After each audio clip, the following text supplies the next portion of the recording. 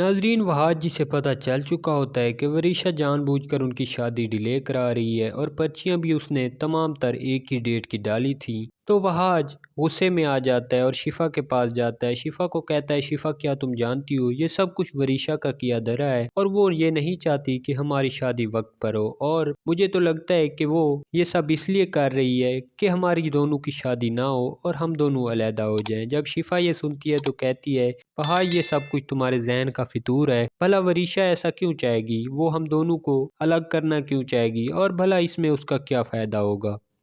وہاج کہتا ہے، تم نہیں جانتی، وہ بہت تیز لڑکی ہے اور بچپن سے تم دیکھ رہی ہو نا اسے، وہ کتنی زیادہ تیز ہے۔ اور مہک چچی کو تم نے دیکھا تھا نا کس طرح اس نے رضا چچا کی زندگی برباد کی تھی، اور اب یہ وریشہ ہماری زندگیوں میں آ کر ہماری زندگی برباد کرنا چاہتی ہے، لیکن میں ایسا ہونے نہیں دوں گا۔ وہاج وریشہ کے پاس جاتا ہے اور اسے کہتا ہے، مجھے تمہاری تمام چالوں کا پتہ چل چکا ہے، تم نے جان بوجھ کر تمام پرچیاں ایک ہی ڈیٹ کی ڈالی تھیں اور ان میں ڈیٹ بھی 1 سال بعد کی تھی، حالانکہ تم جانتی تھی کہ میں یہ بات کبھی بھی نہیں مانوں گا۔ میں اس وقت تو دادوں کی وجہ سے چپ ہو گیا تھا، لیکن اب میں تمہارا چہرہ سب کے سامنے لاؤں گا۔ وریشہ کہتی ہے، ٹھیک ہے، جو کرنا ہے تم کر لو، میں بھی دیکھتی ہوں کیسے تمہاری شادی 1 سال سے پہلے ہو سکتی ہے۔ وہاج کہتا ہے، ٹھیک ہے، اب میں تمہیں کر کے دکھاؤں گا اور میں شادی بھی پہلے والی ڈیٹ پہ کروں گا۔ وہاج وہاں سے چلا جاتا ہے اور اپنے باپ سے بات کرتا ہے اور اس کو بتاتا ہے کہ وریشہ نے یہ سب کچھ جان بوجھ کر کیا ہے اور وہ نہیں چاہتی کہ ہماری شادی ہو۔ وہاج کا باپ کہتا ہے، بکواس بند کرو وہاج، یہ تم کیسی باتیں کر رہے ہو؟ میں جانتا ہوں تم بچپن سے وریشہ کو پسند نہیں کرتے اور یہ سب کچھ تمہاری ماں کی وجہ سے ہو رہا ہے، کیونکہ وہ بھی مہک کو نہیں پسند کرتی تھی اور وریشہ کے لیے بھی اس نے تمہارے ذہن میں یہ سب کچھ ڈال دیا تھا، اسی وجہ سے تم ایسی باتیں کر رہے ہو۔ لیکن ایک بات کان کھول کر سن لو،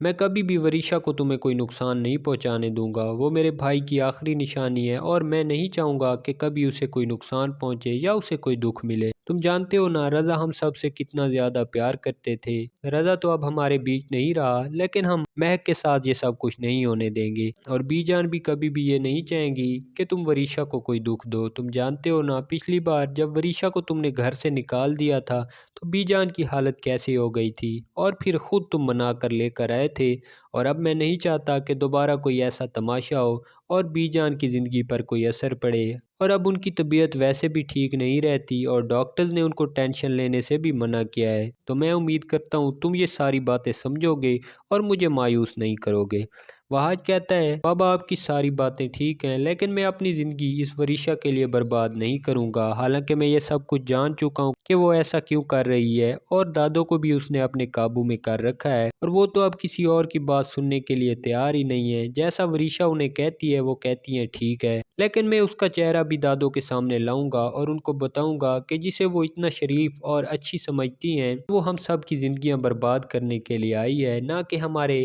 اچھے کے لیے وہ یہ سب کچھ کر رہی ہے۔ مختار یہ سن کر کہتا ہے، وہاج مجھے افسوس ہو رہا ہے، تم اپنی کزن کے لیے یہ سب کچھ کہہ رہے ہو، میں اور تمہاری دادو تم دونوں کو ایک کرنے کا سوچ رہے ہیں اور تم ہو کہ اس کے خلاف ایسی ساری باتیں کر رہے ہو۔ وہاج جب یہ سنتا ہے تو وہ کہتا ہے، بابا یہ سب کچھ ممکن نہیں، اور آج تو آپ نے ایسی بات کر دی کہ آپ ہم دونوں کو ایک کرنے کا سوچ رہے ہیں، دوبارہ آپ ایسی بات نہ کرنا۔ آپ جانتے ہیں نا میں شفا کے ساتھ پیار کرتا ہوں اور میں شادی بھی اسی کے ساتھ کروں گا، تو شفا بھی آپ کی بھانجی ہے، شفا کے ساتھ اتنی بڑی ناانصافی کیسے کر سکتے ہیں؟ مختار کہتا ہے، بیٹا میں جانتا ہوں سب کچھ، لیکن یہ شفا کے ساتھ کوئی بھی ناانصافی نہیں ہوگی، شفا کی اور تمہاری شادی بھی ہم نے فکس کروائی تھی اور سب گھر والوں کی رضامندی سے ہوا تھا، لیکن اب جب وریشہ آ چکی ہے تو وریشہ کا پہلا حق ہے اس گھر پر، اور اگر اسے اس گھر میں رہنا ہے تو اسے تمہارے ساتھ شادی کرنا ہوگی، اور ہم بھی یہی چاہتے ہیں کہ اب تم وریشہ کے ساتھ شادی کر لو اور مہک اور وریشہ دونوں یہاں رہنے لگیں۔